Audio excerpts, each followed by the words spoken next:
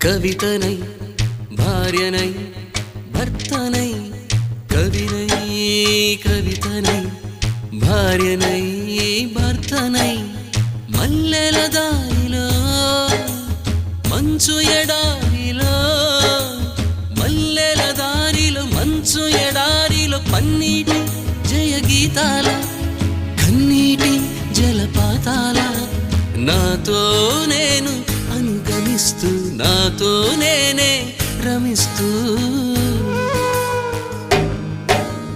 ఒంటరినై అనవరతం కంటున్నాను నిరంతరం కలల్ని కథల్ని మాటల్ని పాటల్ని రంగుల్ని రంగవల్లుల్ని కావ్య కన్యల్ని ఆడపిల్లల్ని జగమంత కుటుంబం నాది